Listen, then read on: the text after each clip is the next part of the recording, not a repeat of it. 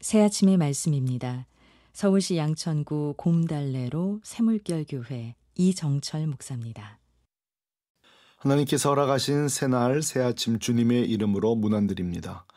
오늘 하루도 주님보다 앞서지 않고 성령 따라 승리하는 하루 되시기를 축복합니다. 창세기 50장 20절 본문으로 믿음으로 해석하세요 제목으로 말씀 전하겠습니다. 19세기 말 아프리카 시장이 개방되었을 때 신발 만드는 기업 회장이 아프리카에서 신발 장사를 할 수 있는지 알아보기 위해 직원 2명을 파견합니다. 한 달 후 두 직원이 회사에 보낸 편지의 내용은 정반대였습니다. 첫 번째 직원의 편지입니다. 회장님, 이번만큼은 오판하신 것 같습니다. 여기는 아무도 신발을 신고 다니지 않습니다. 신발 살 사람은 아무도 없습니다. 속히 귀국 명령을 해주시길 요청합니다. 잠시 후 도착한 두 번째 직원의 편지입니다. 회장님, 역시 탁월한 선택이십니다. 이곳은 아무도 신발을 신고 있지 않습니다. 다시 말해 모두가 우리의 고객이란 뜻입니다.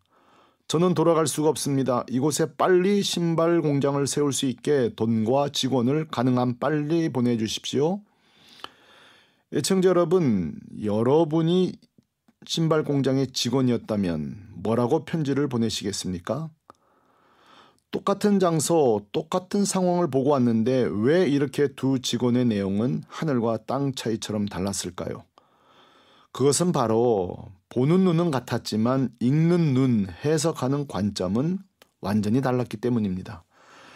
사람은 누구나 보고 해석합니다. 부정적인 눈, 부정적 해석을 가진 직원의 눈에 아프리카 땅은 신발을 팔 수 없다는 부정적인 생각이었습니다. 반대로 긍정적인 눈, 긍정적 해석을 가진 직원의 눈에 아프리카는 모두가 고객이요, 모두가 돈으로 보였던 것입니다. 이런 관점의 차이, 해석의 차이는 신앙의 영역에서도 마찬가지입니다. 애청자 여러분, 신앙인이 된다는 것은 무슨 뜻입니까? 믿음으로 산다는 것은 뭐가 다릅니까? 믿음이란 하나님을 나의 아버지로, 예수님을 나의 주와 구세주로, 성령님을 일상의 내 삶에 내주하시는 영으로 믿고 사는 삶 맞습니다. 그러나 진짜 믿음은 믿음의 눈으로 믿음의 해석 능력을 가지고 사는 삶입니다. 쉽게 말해 모든 사건 속에 일하시는 하나님을 염두하면서 하나님이 과연 일하신다면 어떻게 바뀔까 믿음으로 해석하고 사는 삶입니다. 따라서 믿음으로 해석하고 사는 자들의 특징은 아무리 불행한 순간에도 항상 하나님의 눈으로 해석합니다. 나는 비록 약하지만 예수님은 권세가 많잖아 하면서 내 인생을 해석합니다. 대표적 사람이 바로 요셉 아닙니까? 요셉은 오늘날 대부분 아이처럼 야곱 아들로 평범하게 출생합니다. 그러나 하나님의 두 번의 위대한 꿈을 꾸면서 하나님이 자신을 장차 존귀하게 쓸 것이라는 확고한 믿음을 갖게 됩니다. 이것이 왜 중요할까요? 앞으로 다가오는 모든 환란을 전부 이 믿음 안에서 해석합니다. 우리가 잘 아는 것처럼 요셉은 시기하는 형들의 모함으로 애굽 종으로 팔려갑니다. 남의 집 종으로 팔려가고 심지어 죄수까지 됩니다. 그런데 전부 하나님의 관점에서 벌어진 사건으로 해석하니까 원망하지 않습니다. 뭔가 하나님의 뜻이 있겠지 하고 말입니다. 훗날 총리가 된 후 그의 믿음의 해석이 틀리지 않았음을 깨닫고 형들에게 당당하게 이야기합니다. 20절, 당신들은 나를 해하려 하였으나 하나님은 그것을 선으로 바꾸사 오늘과 같이 많은 백성의 생명을 구원하게 하시려 하셨나니 아멘. 45장 5절, 당신들이 나를 이곳에 팔았다고 해서 근심하지 마소서, 한탄하지 마소서.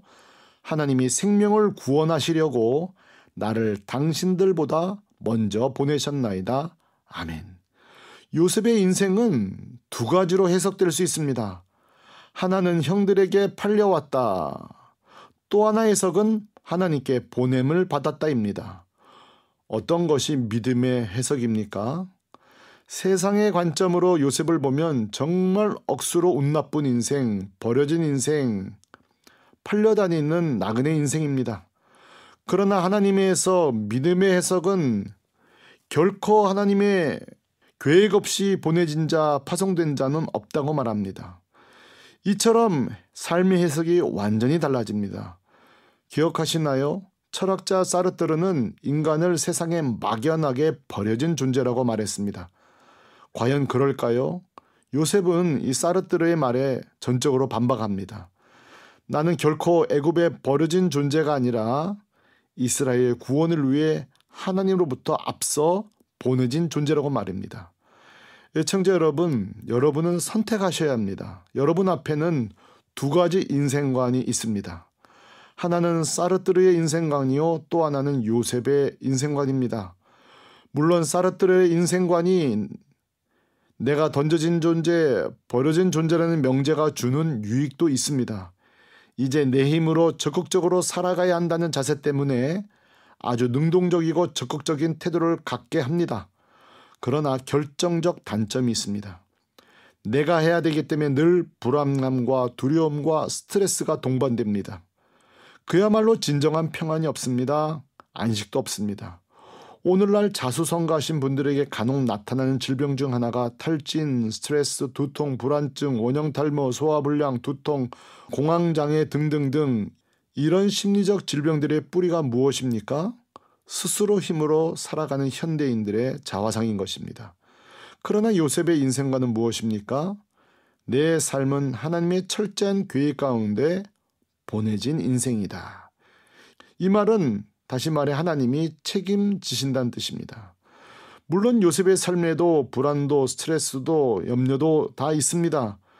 그러나 잠시 흔들릴 수는 있으나 이내 정신을 차립니다. 왜요? 모든 염려 하나님께 맡기기 때문입니다.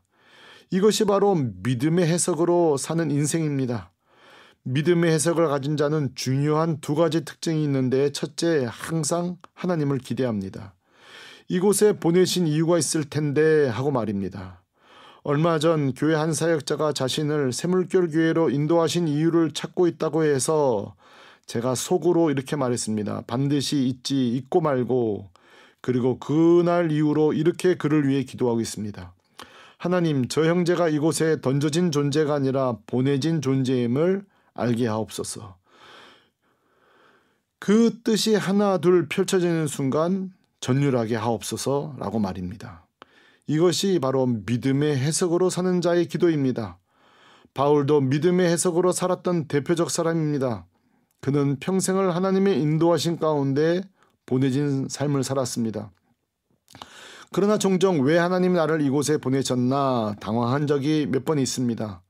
사도행전 16장에 그는 원래 소아시아를 전도하고자 모든 준비를 마쳤는데 성령께서 3번이나 일정을 바꾸시며 허락지 않으셨습니다. 그리고 밀려 빌립보 성에 가게 됩니다. 그야말로 그 땅에 연고 없이 던져진 것처럼 말입니다. 그러나 마게도냐 땅엔 첫 성 빌립보부터 시작해서 준비된 영혼들이 기다리고 있었습니다. 의미 없이 떠밀려 여기까지 온 줄 알았는데 하나님께 보냄 받은 것이었습니다. 특히 이곳에서 전도 중 감옥에 투옥되는 일이 발생하는데 그것도 감옥조차 하나님이 보내셨던 것입니다. 그곳에 구원받아야 될 간수 과정이 있었습니다. 드디어 밝혀진 믿음의 해석입니다. 로마 감옥에 갇혔을 때도 마찬가지입니다. 내가 왜 여기 있나 해석되지 않았지만 서서히 바울이 그 뜻을 알게 됩니다. 12절, 형제들아 내가 당한 일이 도리어 복음이 진전이 된 줄을 너희가 알기를 원하노라. 아멘. 자신의 사역이 중단되었는데 무슨 복음의 진도가 된단 말입니까? 14절, 형제 중 다수가 나의 매임으로 말미암아 주 안에서 신뢰함으로 겁없이 하나님의 말씀을 더욱 담대히 전하게 되었느니라. 아멘. 바울이 투옥되자 뜻밖의 사람들이 전도하기 시작했다는 것입니다. 바울이 감옥 속에서 기뻐할 수 있는 이유가 무엇입니까? 현 상황을 믿음으로 해석했기 때문입니다. 이것이 바로 믿음으로 해석하는 자의 축복이요 기쁨입니다. 애청자 여러분, 때론 나에게 불행하고 믿어지지 않는 일이 발생하기도 하지만 또 하나님이 어떻게 하실까 기대하고 믿음으로 해석하고 그래서 바울처럼 기쁨으로 사는 오늘 하루 되시기를 축복합니다. 아멘. 새아침의 말씀, 서울시 양천구 곰달래로 새물결교회 이정철 목사였습니다.